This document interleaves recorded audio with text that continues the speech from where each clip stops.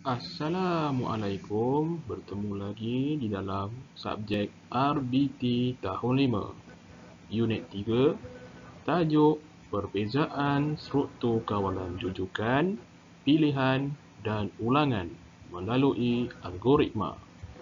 Buku teks RBT tahun 5, muka surat 43 dan 44.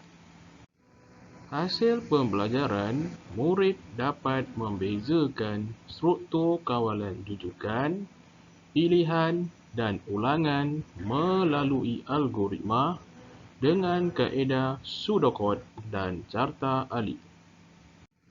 Imbas kembali, struktur kawalan jujukan. Struktur kawalan jujukan ialah pelaksanaan arahan yang dilakukan satu persatu, iaitu mengikut turutan dan lurus. Contohnya, ada 5 arahan. Bermaksud, arahan 1 diikuti arahan 2, arahan 3, arahan 4 dan arahan 5 secara berturutan. Mari lihat perbezaan di antara struktur kawalan jujukan, pilihan dan ulangan. Perbezaan 1. Penggunaan jika, if dan selagi, while. Jika dan selagi ialah bahasa pengaturcaraan. Untuk struktur kawalan jujukan, ia tidak menggunakan jika dan selagi, tidak menggunakan langsung. Struktur kawalan pilihan pula menggunakan kod jika. Ia menunjukkan adanya pilihan. Manakala, struktur kawalan ulangan menggunakan kod selagi. Ia menunjukkan keadaan berulang-ulang sehingga arahan ataupun syarat dipenuhi. Perbezaan kedua, kedudukan jika dan selagi dalam pseudocode. Minggu lepas, kamu telah pelajari tentang pseudocode. Murid-murid boleh lihat pada buku teks muka surat 43 untuk penerangan ini. Untuk struktur kawalan jujukan, situasinya ingin memasak air teh. Mula, masak air, masukkan uncang teh ke dalam cawan, tuangkan air panas ke dalam cawan, masukkan sedikit gula, kacau air, tamat. Manakala struktur kawalan pilihan, situasinya ingin memasak air coklat. Mula, masak air. Masukkan serbuk coklat ke dalam cawan. Tuangkan air panas ke dalam cawan. Jika mahu susu, maka tambahkan sedikit susu. Tamat jika. Kacau air, tamat. Untuk struktur kawalan ulangan pula, situasinya seorang budak ingin minum air kerana dahaga. Mula, minum air. Selagi rasa dahaga, minum air lagi. Tamat selagi, tamat. Perbezaannya adalah pada garis putus-putus yang cikgu telah tandakan. Untuk struktur kawalan jujukan, tiada jika dan selagi. Ianya terus ditulis tamat kerana tiada syarat. Manakala struktur kawalan pilihan pula, pada syaratnya ditulis tamat jika apabila syarat pilihan dipenuhi. Syarat pilihan ini iaitu jika. Okey, dia mempunyai pilihan sama ada mahu tambah susu atau tidak mahu susu. Okey, sebab itu dia perlu buat pilihan. Sekiranya pilihan telah dibuat, maka kita tulis tamat jika. Kacau air dan tamat. Bermaksud pilihan telah dipenuhi. Manakala untuk struktur kawalan ulangan pula, ditulis tamat selagi apabila syarat ulangan dipenuhi.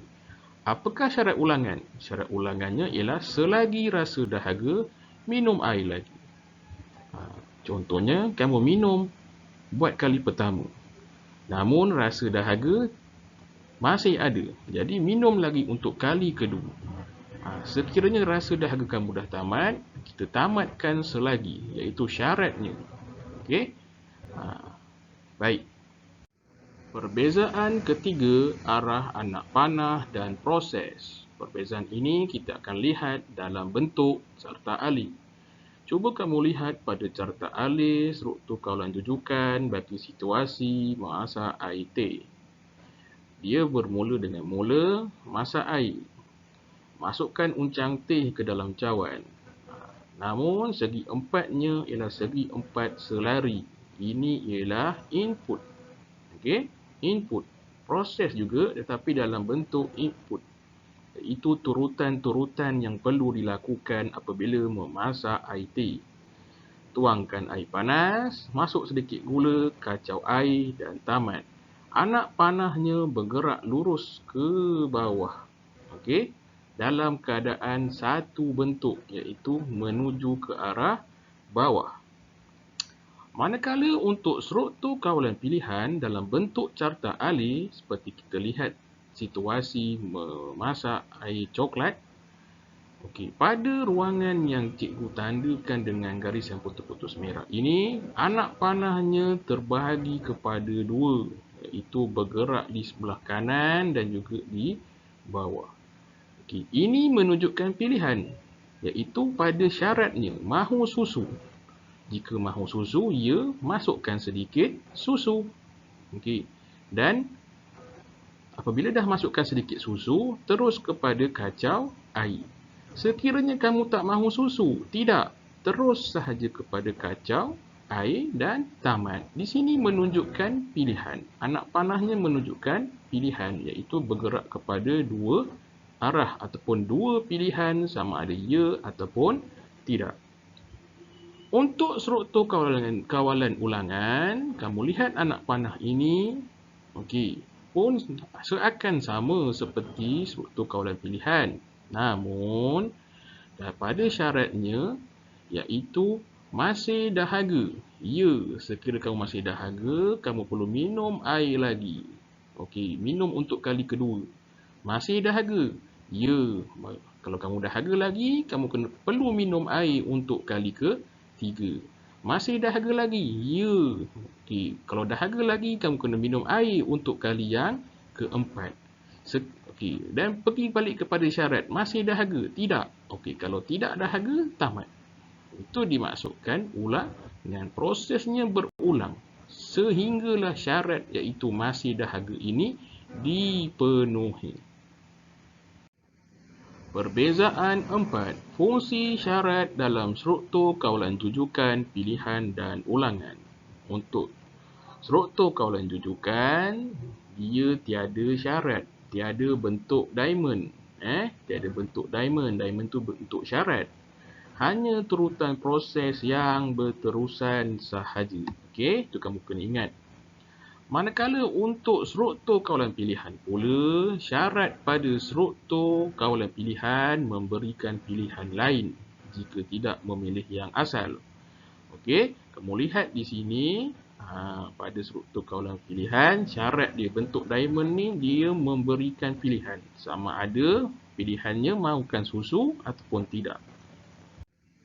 Manakala fungsi syarat dalam struktur kawalan ulangan pula, okey, memberi ulangan semula sehingga tamat.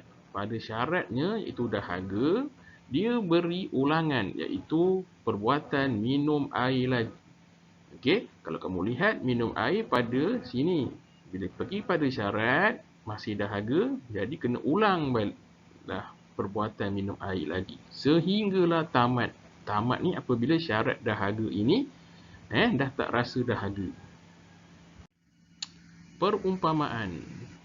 Okey, lihat pada gambar. Struktur kawalan jujukan boleh difahami seperti kereta yang dipandu di jalan yang lurus. Okey, dan struktur kawalan jujukan memang dia bergerak lurus mengikut turutan. Manakala struktur kawalan pilihan pula ibarat pemandu kereta boleh memilih jalan untuk ke destinasi. Lihat pada gambar ini. Kereta ini hendak pergi ke suatu tempat.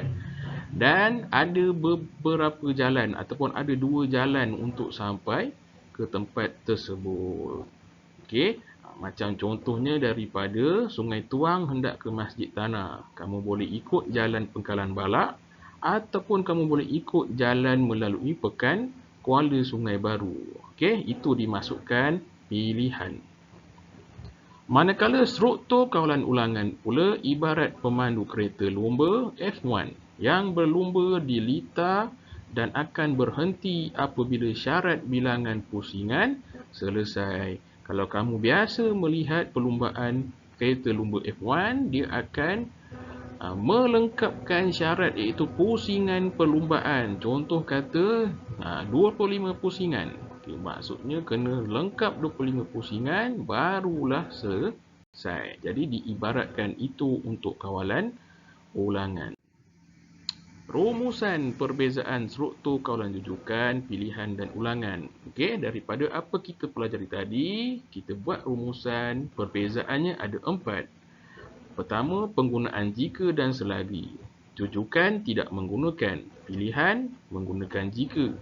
Ulangan menggunakan selagi. Perbezaan kedua dari segi kedudukan jika dan selagi dalam pseudocode. Kalau kawalan rujukan tiada, terus ditulis tamat. Manakala kawalan pilihan ditulis tamat jika apabila syarat pilihan dipenuhi. Manakala ulangan ditulis tamat selagi apabila syarat ulangan dipenuhi. Yang ketiga, arah anak panah pada carta alik. Perbezaan yang ketiga, anak panah lurus menuju ke bawah untuk kawalan rujukan. Kawalan pilihan pula, anak panah menunjukkan proses pilihan. Manakala anak panah untuk kawalan ulangan menunjukkan proses ulangan. Akhir sekali, perbezaannya dari segi fungsi syarat. Kawalan rujukan tiada syarat, hanya turutan proses yang berterusan saja. Manakala struktur kawalan pilihan, dia memberi pilihan. Fungsinya memberi pilihan. Kawalan ulangan pula, fungsi syarat memberikan ulangan semula sehingga tamat. Tugasan. Latihan 1, buat latihan pada pautan link Google Form. Latihan kedua, salin jadual rumusan perbezaan struktur kawalan pada buku tulis RBT. Jika tiada buku tulis, murid boleh salin pada kertas. Sekiranya telah siap, sila tangkap gambar latihan 2 dan hantar kepada nombor telefon guru sebelum atau pada jam 5.30 petang. Jika murid perlu menghantar selepas waktu ibu bapa bekerja, maklumkan kepada guru. Sekiranya ada masalah, jangan segan, jangan malu beritahu. Sekian, terima kasih.